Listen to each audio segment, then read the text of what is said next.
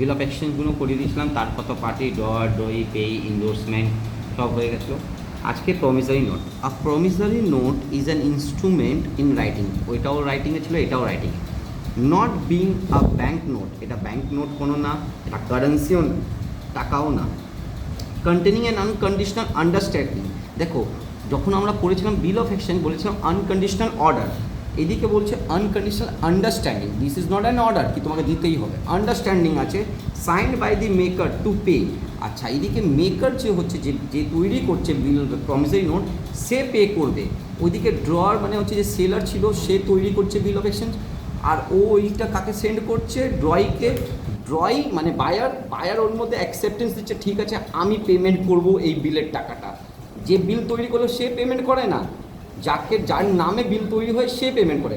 কিন্তু এইদিকে ডিফারেন্ট হচ্ছে, আমি প্রথম থেকে ডিফারেন্স বোঝাচ্ছি, ঠিক আছে? তো এই প্রমিসারি নোটে কী বলছে, is an instrument in writing containing an unconditional understanding, order না understanding, signed by the maker to pay, মানে মেকারই পে করবে certain sum of money only to or order to a certain person, মানে এবার যার নামে করছে তাকে তার অর্ডারে পে করবে maker.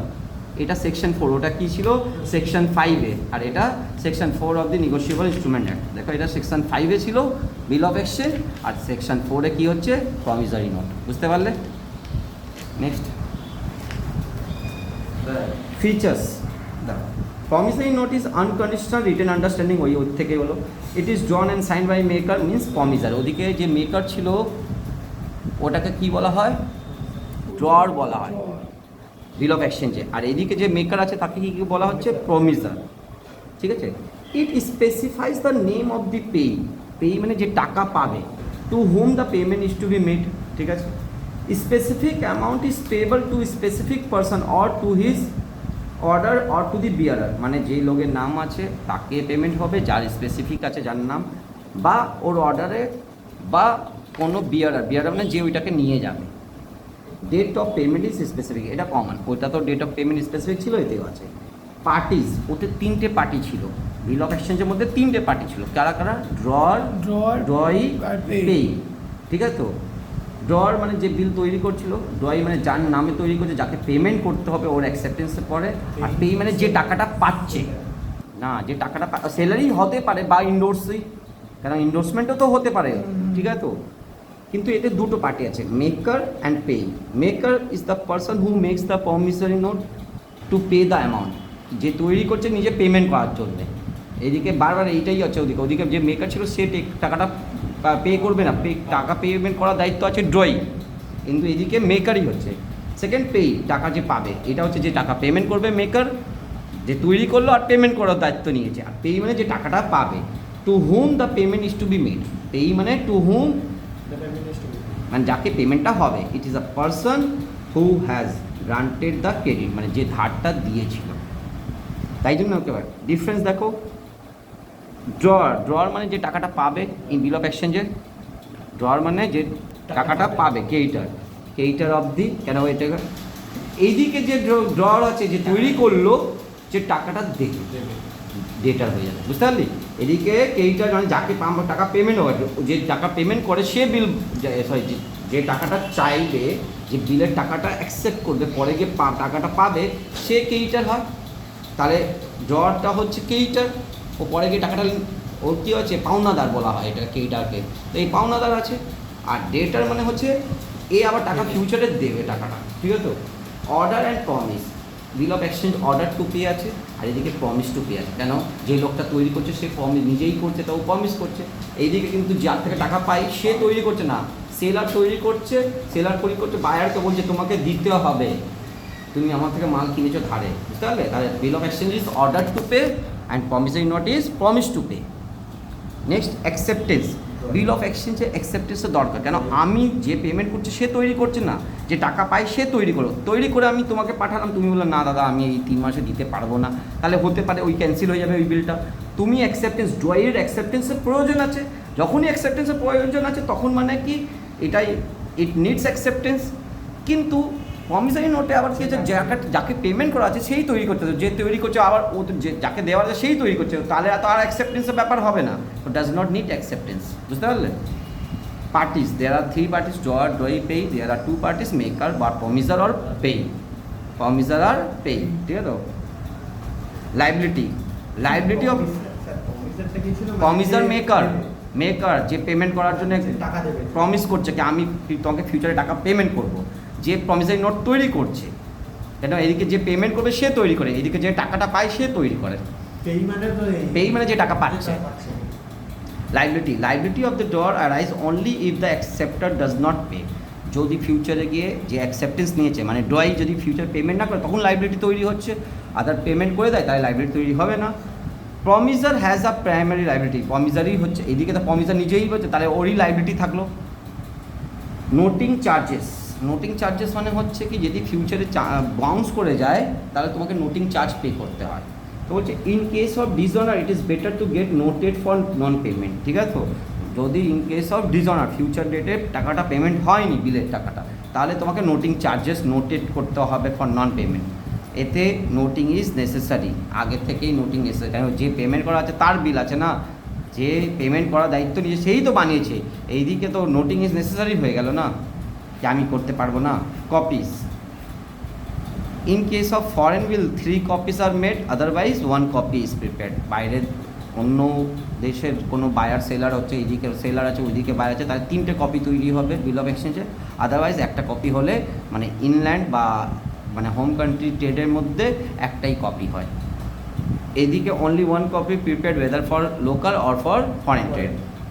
Stamp, bills payable on demand need not to be stamp but otherwise stamp should be, মানে অনেক ধরনের বিলস পেয়েবল হয়তো বিলস পেয়েবল অন ডিমান্ড, এদিকে দেখবে ডিফারেন্ট টাইপস অফ বিল আগে গিয়ে আসবে, তো ওইটার মধ্যে স্ট্যাম্পের দরকার নেই, বাকি অন ডিমান্ডটা ছাড়া বাকি সবে এতে স্ট্যাম্প প্রত্যেক কেসেই স্ট্যাম্প লাগবে, ঠিক আছে? First important terms in the bill of exchange. We have discuss earlier 3 terms, drawer, drawee and payee. 3টে কথা তো আমরা ডিসকাস করে নিয়েছিলাম। আজকে আমরা করছি টার্মস অফ বিল, কিছু আগের বাকি টার্মসগুলো আছে সেটা। টার্ম অফ বিল মানে হচ্ছে period intervening between the date on uh which a bill is drawn and the date when it becomes due for payment is called term of bill. যেই দিনকার বিল কী হলো, ইস্যু হলো, ড্রন হলো থেকে যেই দিনকার পেমেন্ট হবে, এই পিরিয়ডটাকে কী বলা হয়? টার্ম অফ বিল বলা হয়। বুঝতে পারলে? If a bill is drawn after sight, the term of bill begins to run from the date of citing when the bill is accepted, ঠিক আছে? When the bill is drawn after date, then the term of bill begins to run from the date when the bill is drawn. After site bill থাকলে দুটো বিল আছে, একটা হচ্ছে after site, প্রথমে দেখে after sight বিল, আর একটা হচ্ছে আফটার ডেট বিল। দুটো ধরনের বিল হয়, একটা আফটার সাইট আর একটা আফটার ডেট, দুটো বিল হয়। আফটার সাইট যে বিলটা হচ্ছে তখন যে ক্যালকুলেশন হবে ম্যাচুরিটি পিরিয়ডের ক্যালকুলেশন, সেটা যেদিনকার বিল অ্যাকসেপ্ট হয়েছে তারপরে করবে। আমি 1 তারিখে বিল ড্র করলাম, তো আফটার সাইট বিল আমি ওকে পাঠালাম, ও 4 তারিখে অ্যাকসেপ্ট করলো, তাহলে ডেট কাউন্টিং 4 তারিখ থেকে হবে। ক্লিয়ার আছে? আর এটাকে কী বলা হয়? After sight bill. When bill is drawn after date বলা থাকবে, লেখা থাকবে আফটার ডেট বিল, তখন কি হবে? ক্যালকুলেশন স্টার্ট হবে যেই দিনকার বিল আমি ইস্যু করলাম। আমি 1 তারিখে ইস্যু করলাম, ওকে পাঠালাম, ও 4 তারিখে অ্যাকসেপ্ট করলো, কিন্তু ডেট কাউন্টিং 1 তারিখ থেকে হবে, 4 তারিখ থেকে হবে না। 4 তারিখে কবে হবে? অ্যাকসেপ্টেন্স থেকে ডেটটা কবে হবে? যখন আফটার সাইট থাকবে। আফটার ডেট বিল যদি থাকে তাহলে 1 তারিখ থেকে। বুঝতে পারলে? কোয়েশনে এমসিকিউ তো আফটার ডেট লেখা থাকে, ইস্যুড আ বিল আফটার সাইট, এই ডেটে ইস্যু করেছে, ওর ম্যাচুরিটি পিরিয়ড কবে হবে, তাহলে তুমি আর অ্যাকসেপ্টেন্স এই ডেটে হচ্ছে, তাহলে যেই দিনটা অ্যাকসেপ্টেন্স হয় সেই দিন থেকে ক্যালকুলেশনটা ধরবে। আর যদি বলবে কি বিল আফটার ডেট, তখন ও অ্যাকসেপ্ট কব করলো, 10 দিন পরে করলো, 5 দিন পরে, সেটা লেনা দেনা নেই। তুমি বিল ড্র যেই দিনটা করলে সেদিন থেকে ক্যালকুলেশন স্টার্ট হয়ে গেল। বুঝতে পারলে? Due date, the due date is the date on which payment of the bill is due for payment, যেই দিনকার পেমেন্টের জন্য যাবে। Days of grace, days of grace আর 3 extra days added to the due date of the bill। ডিউ ডেটের সাথে 3 দিন এক্সট্রা জোড়া হয়, ওটা বলে ডেজ অফ গ্রেস, 3 দিনের ছাড় যেমনি দেওয়া হচ্ছে। পাবো আমার 1 এপ্রিল থেকে 2 মাসে বিল, তো 1 মে 1 জুন, তার থেকে 3 দিন অ্যাড করবে, তো তোমার হচ্ছে 4th বুঝতে পারলে তো? এই 3 দিনটাকে কি বলা হয়? Days of grace. It is custom মানে tradition to add days of grace. এটা ট্রেডিশন আছে, মানে আমাদের বলে তো অ্যাকাউন্টসে সব কিছু কনসেপ্ট হয় না, কিছু কনভেনশন হয়। কনভেনশন মানে কি হচ্ছে, তোমরা তো শুনেছো নাম কি, concept and convention of accounting. Concept মানে হচ্ছে যেটা লজিক্যালি কিছু প্রিন্সিপালস দিয়ে এসেছে। কনভেনশন মানে এতদিন ধরে যেটা কাস্টম চলে আছে, যে ব্যবহারটা চলে আছে, সেইটাকেই আমি নিয়ম বানিয়ে দিলাম, দ্যাট ইজ কল কনভেনশন। বুঝতে পারলে? এই 3 দিনের ছাড়, এই 3 দিনের ছাড়ের লজিক ঠিক আছে, আগে দেওয়া হতো, দিতে হতো, ওটাকেই একটা অ্যাকাউন্টিং টার্মে ডেজ অফ গ্রেস বলে ধরার পড়েছে। ঠিক আছে তো? Suppose a bill is drawn on 8th March and is payable 3 months after date. ঠিক আছে তো? তাহলে আফটার ডেট বলেছে, দেখো আফটার ডেট এই দিক থেকে বুঝতে হবে, আফটার ডেট তার মানে কবে অ্যাকসেপ্ট করছে, লেনা দেনা নেই। 8 তারিখ থেকে ক্যালকুলেশন হবে, 3 মাস বলেছে, তো 8 তারিখ থেকে 8 জুন, 8 এপ্রিল 1 মাস, 8 মে 2 মাস, 8 জুন 3 মাস, 3 মাস 8 জুনে হয়ে গেল। এরপরে 3 দিন অ্যাড করবো, 8 + 3 11 জুন হচ্ছে ডিউ ডেট। বুঝতে পারলে? তো ডেট অফ ম্যাচুরিটি কী হলো? Sorry, date of due date of for payment or date of maturity. Due date for payment বা ডেট অফ ম্যাচুরিটি কাকে ধরবে? 11 জুন।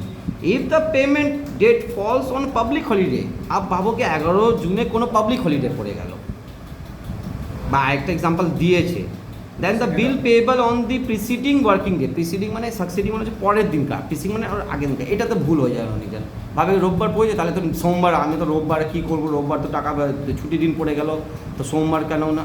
তাহলে প্রিসিডিং ডেটটা হচ্ছে, প্রিসিডিং মানে শনিবার, ওর আগের ডেটটা। বাবা মানে রোববারটা পাবলিক হলিডে আমাদের সুযোগ কি 15 আগস্ট হয়ে গেল, 23 জানুয়ারি হয়ে গেল, 2 অক্টোবর যেটা আমাদের হলে, এটা করলে 1 অক্টোবর হয়ে যাবে, কারণ 15 চলে গেছে। 15 হ্যাঁ 15 থেকে আগস্ট হয়তো 14 আগস্ট হয়ে যাবে, 16 হবে না, মনে থাকবে? দেখো, a bill with payment due date or maturity date on 2nd October will be paid on the date of 1st October। যেটা 2nd অক্টোবরে দেওয়ার কথা সেটা আবার কী হয়ে যাবে? 1st October. যদি ডেজ অফ গ্রেস যোগ করে 2nd অক্টোবর দর পড়ছে, তাহলে 2nd অক্টোবর তো ন্যাশনাল হলিডে, পাবলিক হলিডে আছে, তাহলে কী হবে? 1st অক্টোবর হবে তোমার match. When the due date or last days of grace is a bank holiday or Sunday, or the 2nd days of grace is also a holiday, the bill is payable on the next succeeding business day। কিন্তু এইদিকে দেখো, national holiday হলে কি বললো, কি just preceding হয়ে গেল। কিন্তু জেনারেল যেটা ছুটি দিন হচ্ছে, যেমনি ব্যাংক হলিডের দিন হচ্ছে সানডে, হচ্ছে ব্যাংক হলিডে সানডে, এটা ব্যাংকের, ন্যাশনাল হলিডের জন্য না। ব্যাংক হলিডে ব্যাংকের একটা লিস্ট থাকে ছুটি, ঠিক আছে তো? একটা শনিবার হচ্ছে, একটা শনিবার ছুটি হচ্ছে। ইন দ্যাট কেস তোমার ওটা সাকসিডিং ডেজ হয়ে যাবে, তাই দুটো প্রিসিডিংও হতে পারে, সাকসিডিংও। পাবলিক হলিডে হলে প্রিসিডিং হয়ে যাবে, আর যদি ব্যাংকের যদি ছুটি রোববার পড়ছে, এই কেসে কি হয়ে যাবে? সাকসিডিং সোমবার হয়ে যাবে। It may be noted that days of grace are not added in case of instrument payable on demand। আবার অন ডিমান্ড, এবার শুনে না, অন ডিমান্ড যদি বিল থাকে, বিল পেয়েবল অন ডিমান্ড আছে, তখন ডেজ অফ গ্রেস অ্যাড হয়, লেখা থাকবে বিলস পেয়েবল অন ডিমান্ড। তাহলে যে ডেট 3 মাস আছে, 2 মাস আছে, যেটা আছে, তো অন ডিমান্ডের মধ্যে তুমি ডেজ অফ গ্রেস অ্যাড করবে না। ঠিক আছে? এই একটা বিল আছে, এর মধ্যে ডেজ অফ গ্রেস অ্যাড হয় না। ঠিক আছে? Date of maturity, the date which comes after adding 3 days of due date of bill is called date of maturity. While calculating due date or maturity date of the bill, the following points should be kept in mind. Days of grace are not allowed when bills payable on demand and at side। On demand বলা হয় যেকে at side bill বা on demand, at side bill or on demand bill, দুটোর মানে একই জিনিস। এই দুটোর কেসের মধ্যে কি হচ্ছে? ডেজ অফ গ্রেস অ্যালাউড হচ্ছে। First, when the period of bill is stated in the days, while calculating maturity date will be in days, which includes the date of payment but exclude the date of transaction. Suppose a bill dated 31st March 2025 is payable 60 days after date। ঠিক আছে তো? The maturity date will be, আচ্ছা 1st March থেকে 1st March তো 1st April 1st May, কত মাসে 60 দিন, তো হয়ে গেল। ডেজ দেখো, 1st মার্চের মধ্যে কত দিন হয়? 31 দিন হয়। 31 দিনের মধ্যে যেদিনকে ইস্যু করেছে তাকে ইগনোর করবে। 1 তারিখে তো ইস্যু করেছে, ওকে ইগনোর করে কতদিন বাকি রয়েছে? 30 দিন। 30 কেন ডেজে গেল, এটা মাস হলে আমি 1 এপ্রিল 1 মে এইভাবে করতাম, কিন্তু ডেজে দিয়ে দিয়েছেন। তোমার ডেজের মধ্যে পুরো ক্যালকুলেট করতে, কারণ কোনো ডেজ কোনো মাসে ডেজ কম হয়, কোনো মাসে ডেজ বেশি হয়। তাহলে 31 মার্চের কী হচ্ছে 31 দিনের দিন হয়, তার মধ্যে একদিন যেদিনটা ইস্যু করেছে তাকে ইগনোর করো, তাহলে কতদিন বাকি ছিল ওতে? 30 দিন। তারপরে এপ্রিলে কত দিন হয়? 30 দিন। 30 30 60 হলো, 3 দিন ডেজ অফ গ্রেস অ্যাড করবে, ঠিক আছে? তো তা তোমার কত হচ্ছে? 30। তাহলে 30 এপ্রিল 3 দিন হচ্ছে 1 মে, 2 মে, 3 মে। তাহলে তোমার ম্যাচুরিটি পিরিয়ড কী হলো? 3 মে, ঠিক আছে? তো when the period of bill is in month, calculation of maturity will be term on calendar months ignoring the number of days। তখন আমি কোনোতে 31, কোনোতে 28 এইসব দেখবো না।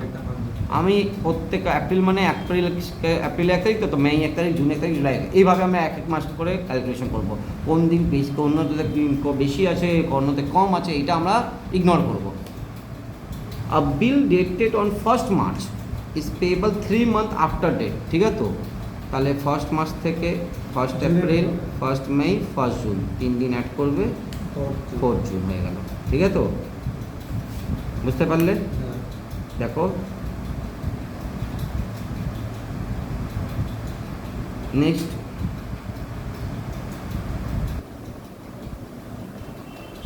if the maturity date falls on a day which is a public holiday, তাহলে তো preceding date, ঠিক আছে? তো জেসে কি 26 জানুয়ারি পড়ে গেল, তাহলে 25 জানুয়ারি হচ্ছে।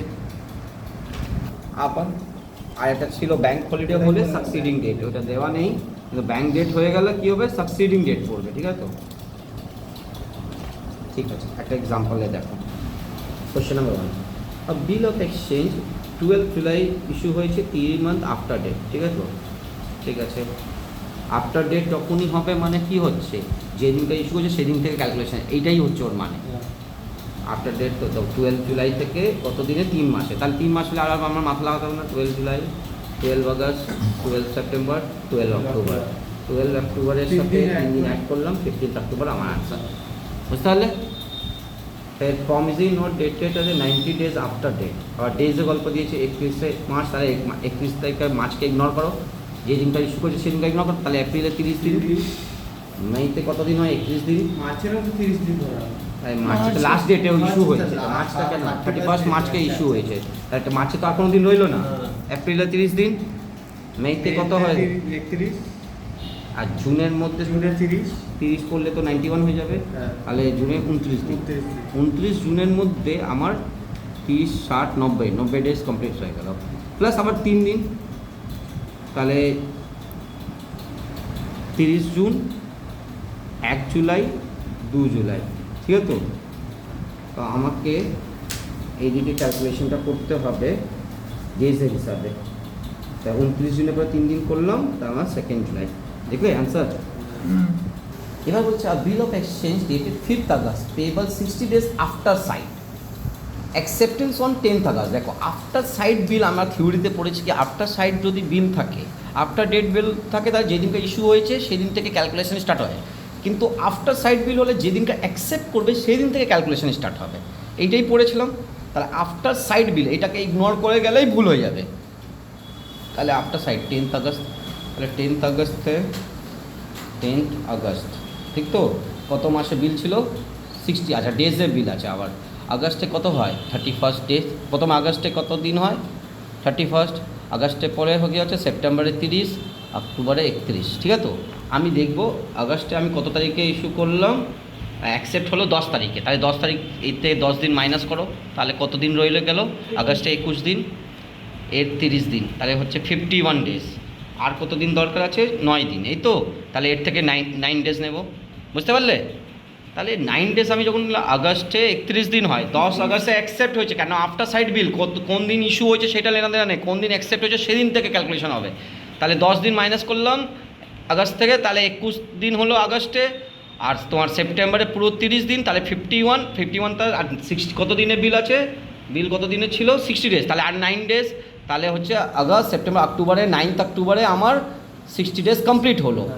তার মধ্যে আমাকে কী করতে হবে 3 দিন অ্যাড করতে হবে। 9 + 3 কত হয়? 9 + 3 12। তাহলে আমার আনসার আসবে 12 অক্টোবর। দেখো আছে বইতে 12 অক্টোবর। হ্যাঁ তাহলে দুটো জিনিস মাথা আফটার সাইড ছিল, তাই জন্য অ্যাকসেপ্ট ডেট অফ 5 তারিখে ড্র হয়েছে, ইগনোর করলাম। আমি কোন দিনকার অ্যাকসেপ্ট হচ্ছে সেই দিন থেকে কথা বলবো, ঠিক আছে তো? ক্যালকুলেশনটা স্টার্ট করবো। Next, a bill of exchange dated 30 June payable after date. আচ্ছা, আফটার ডেট মানে যেই দিনকে ইস্যু হচ্ছে সেদিন থেকে 30 জুন থেকে 3 মাস দেখতে হবে। 30 জুন থেকে আবার মান্থ দিয়ে দিচ্ছে, তাহলে ইগনোর। 30 জুন থেকে 30 জুনের পরে কী হয়? July 30, August 30, September 30। তারপরে সেপ্টেম্বর 30 হয়ে গেল, 3 মাস হয়ে গেল। তারপরে সেপ্টেম্বর 3 দিন অ্যাড করো, সেপ্টেম্বর 30 থেকে সেপ্টেম্বর আবার হয় 30 দিনেই হয়, তাহলে অক্টোবর কাউন্টিং করুন। সেপ্টেম্বর 30 দিন হয়, তো 1 অক্টোবর, 2 অক্টোবর, 3 অক্টোবর কোনো কি পাবলিক হলিডে আছে? না। এইটা যদি একদিন আগে হলেই গল্প চেঞ্জ হয়ে যেত, তাহলে পাবলিক হলিডেতে পড়ে যেত 2 অক্টোবরে, তাহলে 1 তারিখ অ্যান্সার এসে যেত। বুঝতে পারলে? Next, a bill dated 1 January is made payable after 4 month. 4 মাস পরে। আচ্ছা, 1 জানুয়ারি থেকে 4 মাস, তাহলে 1 ফেব্রুয়ারি, 1 মার্চ, 1 এপ্রিল, ঠিক আছে তো? ফেব্রুয়ারি, মার্চ, এপ্রিল, মে। 1 মে হচ্ছে ওর হচ্ছে 4 মাস কমপ্লিট, তার থেকে 3 দিনে করে 4 মে। ঠিক আছে, বুঝতে পারলে? এবার হচ্ছে প্রমিসরি নোট 27 নভেম্বরে 60 ডেজে আফটার ডেট উইদাউট গ্রেস। আচ্ছা, এইদিকে যখন বলে দেয় উইদাউট, যখন মেনশন থাকে ক্যালকুলেশনে, তাহলে অ্যাকর্ডিং টু দ্যাট, ঠিক আছে তো? উইদাউট গ্রেস আমাকে বলেছে কতদিনের? মানে যেটা 60 days। ম্যাচুরিটি ওটাতেই আমি নেব। তাহলে 27 থেকে, আচ্ছা নভেম্বরে কত দিন হয়? নভেম্বরে 30 দিন হয়। 27 তারিখে ইস্যু করে 27 দিন, তাহলে সরিয়ে দাও 3 দিন হলো নভেম্বরে, 3 দিন। ডিসেম্বরে 31 দিন। এখন কত হলো? 34 ডেজ হলো। আমাকে কত দিনের বিল ছিল? 60 থেকে এবার জানুয়ারি আর কত দিন লাগবে? তাহলে 60-এর মধ্যে 34 ডেজ তো অলরেডি হয়ে গেছে, তাহলে 26 দিন বাকি আছে। তাহলে 26 জানুয়ারি তোমার হচ্ছে পাবলিক হলিডে। 26 জানুয়ারি কী বললো? জানুয়ারি নেবো তাহলে। পাবলিক 26 জানুয়ারি কী হলো? আমার পাবলিক হলিডে পড়ে গেল। ইন দ্যাট কেস কী হলো? 15 জানুয়ারি। বুঝতে পারলে? আর ডেজ অফ গ্রেস কোয়েশনে মেনশন থাকলে তারপরে আর কোনো নিয়ম দেখতে হবে না। বলছে কি উইদাউট ডেজ অফ গ্রেস, মানে অতি টার্মসই লিখে দিয়েছে কি ডেজ অফ গ্রেস আমি দিতে হবে না। এটা তো কাস্টম, না বললে না, হ্যাঁ বললে হ্যাঁ। ঠিক আছে তো? তো বলো, বুঝতে পারলে? বলো।